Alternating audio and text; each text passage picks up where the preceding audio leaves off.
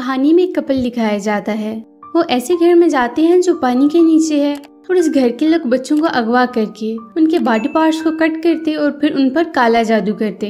अब वो कपल इस हॉन्टेड घर से वापस आए या नहीं, ये आपको आज की स्टोरी में पता चलेगा। मूवी की शुरुआत में हम टीना और बेन को देखते हैं। ये कपल हैं, ये यूट्यूबर हैं और व्लॉगिंग करते हैं। बेन बस किसी भी तरह अपने यूट्यूब वीडियोस को वायरल करना चाहता है। हम देखते हैं कि दोनों एक पुराने हॉस्पिटल में रिकॉर्डिंग कर रहे हैं जो बहुत बुरी हालत में है।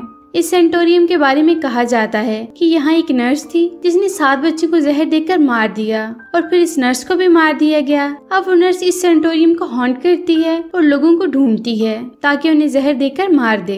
ये दोनों रिकॉर्डिंग करना शुरू कर देते हैं और एक दूसरे से अलग हो जाते हैं। टीना को वहाँ आवाजें आती हैं लेकिन मोशन डिटेक्टर पर कुछ शो नहीं होता। फिर बेन उसे डरा देता है। वो गुस्सा होकर बाहर आ जाती है। अब दोनों सेफली इस हॉन्टेड हॉस्पिटल से वापस आ गए थे। अब 3 महीने गुजर चुके हैं और टीना अपने घर के बाथिंग टब में पानी के अंदर अपना सांस रोकने की प्रैक्टिस कर रही है। वो बाहर आती है और बेन को कहती है कि मैं 3 मिनट तक सांस रोक सकती हूँ, लेकिन अब ज्यादा देर तक सांस रोकने के लिए मुझे मजीद प्रैक्टिस करना होगी। अब वो दोनों फन करते हैं, एक एडवेंचर के लिए निकलते हैं। रास्ते में व्लॉगिंग भी रिकॉर्ड करते हैं। अब ये लोग रास्ता भटक जाते हैं और साउथ वेस्ट फ्रांस में पहुंच जाते हैं। वहाँ के लोग सिटी में शिफ्ट हो रहे हैं, टाउन छोड़ रहे हैं।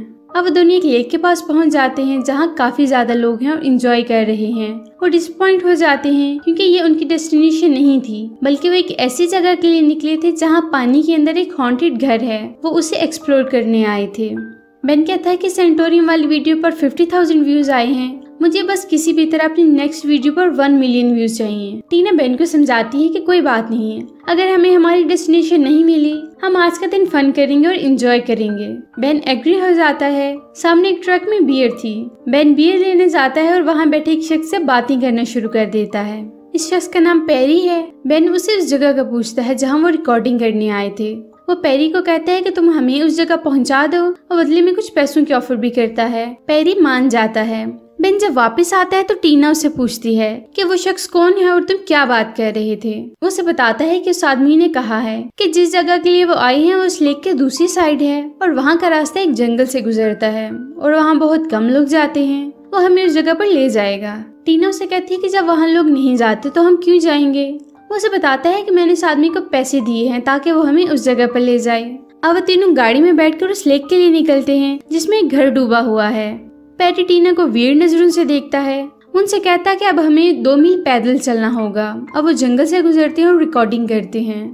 बेन खुश होता है। उसे लगता है कि हमारी ये वीडियो वायरल होगी, लेकिन टीना परेशान होती है। वो आदमी कहता है कि पहले यहाँ पर एक गाँव था जो सैलाब में डूब गया, पानी घरों से नहीं निकला और वो लोग गाँव छोड़कर चले गए। अब उस लेक पर पहुंच जाते हैं और स्कूबा डाइविंग की तैयारी करने लगते हैं। बेन अपना ड्रोन रेडी करता है जो पानी के अंदर रिकॉर्डिंग कर सके। इनके पास ऑक्सीजन सिलेंडर्स हैं जो उन्हें 1 घंटे तक पानी के अंदर ऑक्सीजन दे सकते हैं। अब वो पानी के अंदर जाने के लिए रेडी हैं। बेन कहता है कि 1 घंटे बाद हमें वापस आना है। अब वो दोनों पानी के अंदर जाते हैं और एक्सप्लोर करने लगते हैं। उन्हें बहुत सारी मछलियाँ नजर आती हैं और उन्हें वो डीप हाउस भी नजर आता है। जब वो घर के पास पहुँचते हैं तो सारी मछलियाँ गायब हो जाती हैं। घर के बाहर काला जादू करने वाली काफी वियर्ड चीजें हैं।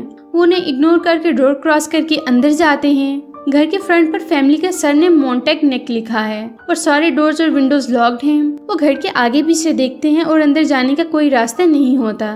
फिर उन्हें एक जगह नजर आती है जहाँ से वो अंदर जा सकते हैं।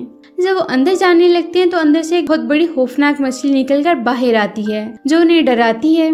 इसके बाद वो दोनों अंदर जाते हैं। अंदर का माहौल क्रीपी लग रहा था। हर तरफ वियर्ड चीजें बिखरी पड़ी हैं। वहाँ बहुत ज्यादा डॉल्स भी हैं। टीना जब एक्सप्लोर कर रही होती है तो एक डॉल उसके पास आती है जिससे वो डर जाती है। इसके बाद वो दोनों एक रूम में जाते हैं जहाँ घर के ओनर और फैमिली की पिक्चर है और वहाँ बहुत सारे एनिमल्स के हेड भी लटके हैं। हैरत की बात यह है कि काफी साल गुजर जाने के बाद भी ये सब उसी तरह हैं। टीना को आवाजें आती हैं और वो डर जाती है और बेन को कहती है कि मुझे ना डराओ।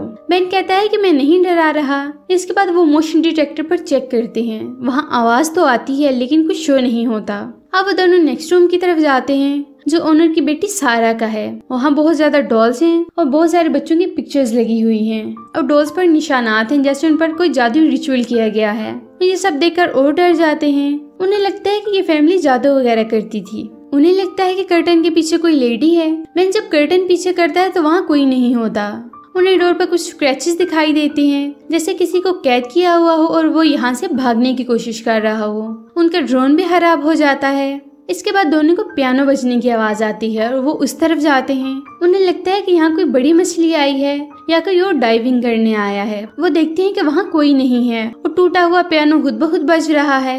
भला ये कैसे मुमकिन है? अब वो दोनों किचन में जाते हैं। वहाँ बहुत सारे बच्चों के मिसिंग पोस्टर्स हैं। वो एक रूम को देखते हैं जिस पर जीसस क्राइस्ट की मूर्ति को क्रूसीफाई करके लटकाया गया है। वो लॉक तोड़कर इस रूम के अंदर जाते हैं। वो इस रूम के अंदर जाते हैं तो बहुत बुरी तरह से डर जाते हैं। वहाँ 2 लोगों की डेड बॉडीज हैं और बहुत सारे सर्जिकल इक्विपमेंट्स हैं। 2 ऐसी डेड बॉडीज भी थी जिनके फेस के ऊपर टॉर्चर मास्क थे। किसी ने उनको टॉर्चर करके मारा है। टीना कहती है कि यहाँ से चलो, लेकिन बेन कहता है कि बस 2-3 शॉट्स रिकॉर्ड करने दो, फिर हम यहाँ से चलते हैं। साथ वाले रूम का डोर खुद से ओपन हो जाता है। बेन अंदर जाता है लेकिन कुछ खास नजर नहीं आता। आगे पीछे देखने पर उन्हें जॉर्ज नजर आते हैं जिनके अंदर हैंड्स, आईज और बाकी बॉडी ऑर्गन्स हैं। ये उन्हीं मिसिंग बच्चों के ऑर्गन्स हैं। वहाँ उन्हें सीडीज और रिकॉर्डर्स भी मिलते हैं। अब टीना बहुत ज्यादा डर जाती है और वहाँ से जाने के लिए कहती है। अब वो दोनों जिस रास्ते से अंदर एंटर होते हैं, वहाँ पहुँचते हैं तो देखते हैं कि वो रास्ता तो किसी ने दीवार बना के बंद कर दिया है। वो तोड़ने की कोशिश करते हैं लेकिन कोई फायदा नहीं। अब उनका ऑक्सीजन लेवल भी कम हो रहा था। टीना पैनिक हो जाती है लेकिन बेन उसे काम डाउन करता है। टीना को बेन के पीछे अजीब शक्ल वाली एक लड़की दिखाई देती है। टीना चीखती है। बेन जब देखता है तो वहाँ कुछ नहीं होता। उसे कहता है कि ये तुम्हारा वहम है। टीना कहती है कि अब हम यहाँ से बाहर नहीं निकल सकते। बेन कहता है कि हम यहाँ से बाहर जाने का कोई और रास्ता ढूंढते हैं। उन्हें वहाँ वही मछली नजर आती है जो घर में एंटर होते हुए दिखाई दी थी। वो किचन की तरफ जा रही थी। वो भी उसके पीछे जाते हैं। उन्हें लगता है कि शायद इस तरफ कोई रास्ता है। टीना देखती है कि जीसस की आंख खुली हुई है और वो डर जाती है। उसे ऊपर की तरफ एक रोशनदान दिखाई देता है। उससे मछली बाहर जा सकती थी लेकिन इंसान नहीं। टीना देखती है कि बेन उसके साथ नहीं है। वो उसे ढूंढने लगती है।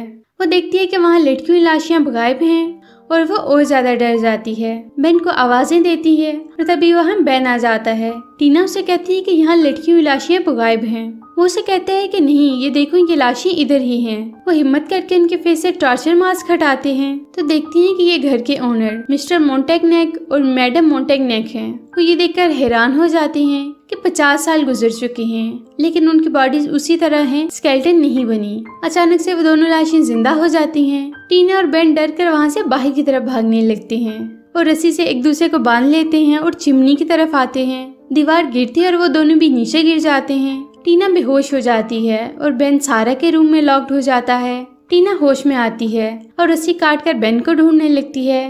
बेन को वहाँ सारा नजर आती है। वो उससे डर कर भागने लगता है और डोर के पास आता है जो लॉक था। उसे वॉल पर एक फैमिली ट्री फोटो नजर आता है जिस पर पैरी की पिक्चर थी। यानी वो ये सब जानता था। उसने जानबूझकर इन दोनों को यहाँ भेजा। वो इस घर का मेंबर था। बेन डर कर बेड के नीचे छुप जाता है। सारा उसे ढूंढने लगती है और बेड के नीचे उसकी तरफ आती है और यहीं पर यह खौफनाक सीन कट हो जाता है। दूसरी तरफ टीना बेन को ढूंढते हुए सारा के रूम में आती है। बेन उसे खड़ा हुआ नजर आता है। वो काफी वियर्ड लग रहा था। वो पहले जैसा नहीं रहा था। उनका ऑक्सीजन लेवल कम हो रहा था और किसी भी तरह उन्हें यहाँ से निकलना था। टीना उसे कहती है कि यहाँ से चलो। बेन उसे कहता है कि मुझसे पहले तुम मर जाओगी। टीना उसे कहती है कि क्या बातें कर रहे हो। इसी दौरान टीना के सूट में कुछ चला जाता है और वो चिल्लाने लगती है। ये सांप था जिसके हेलमेट तक पहुंच आया था। पागल बेन उसे कहता है कि तुम मुंह खोलो और सांप को अंदर जाने दो। टीना हेलमेट उतार कर सांप को बाहर निकाल देती है। अब बेन टीना को हॉल में लेकर जाता है जहाँ प्रोजेक्टर पर वीडियो प्ले हो रही थी जिसमें मिस्टर मोंटेगनेक और उनकी वाइफ बच्चों की डेड बॉडीज को कट करके उनके ऑर्गन्स निकाल रहे थे। वो बच्चों को अगवा करके लाते, उनके जिस्म की चीर फाड़ करते और फिर जादुई रिचुअल करते। जब आसपास के लोगों को पता चला कि ये फैमिली उनके बच्चों के साथ क्या घिनौना काम कर रही है तो वो लोग इनके घर पर अटैक करते हैं। सारा को उसके रूम में मार देते हैं और पेरी वहाँ से भाग जाता है। वो लोग इन दोनों मियाँ बीवी को बुरी तरह से मार देते हैं। टीना बेन से कहती है तो मुझे ये क्यों दिखा रहे हो, मैंने एक रास्ता ढूंढा है और वहाँ से बाहर चलते हैं। बेन उसे कहता है कि तुम भी मरकर हमारे साथ शामिल हो जाओ। सारा भी स्क्रीन से बाहर आ जाती है और वो टीना पर अटैक करती है और टीना वहाँ से भागने लगती है। बेन उसे पकड़ने के लिए उसके पीछे आता है। टीना उसे नाइफ से कट लगाती है। सारा ने बेन को पोजेस किया हुआ था और वो अपनी असली हालत में आ जाता है। सारा बेन को मार देती है। टीना वहाँ से भागती है तो सारा के माँ बाप उसे पकड़ लेती हैं। टीना के पास सिर्फ 2% ऑक्सीजन बची थी। वो अपना डाइविंग सूट उतार देती है उसे प्रैक्टिस थी कि पानी में कैसे 3 मिनट तक सांस रोक के रखना है। अब इन सब से जान छुड़ाती है और उस रास्ते की तरफ भागती है जो उसने ढूंढा था। वो डोर का लॉक तोड़ देती है और उस हांटेड घर से बाहर निकल जाती है। टीना अपना सांस रोके हुए थी, पानी के ऊपर आने की कोशिश कर रही थी। वह हिम्मत हार जाती है, पानी उसकी बॉडी में जाने लगता है जिससे उसका सांस बंद हो जाता है और वो भी मर जाती है। फिर हम देखते हैं कि पेरी अब उस लेक पर 2 और लड़कियों को लेकर आया है, जहाँ वो बेन और टीना को लेकर आया था। पेरी इस तरह से अपनी फैमिली का बदला ले रहा था और यहीं पर ये मूवी खत्म हो जाती है।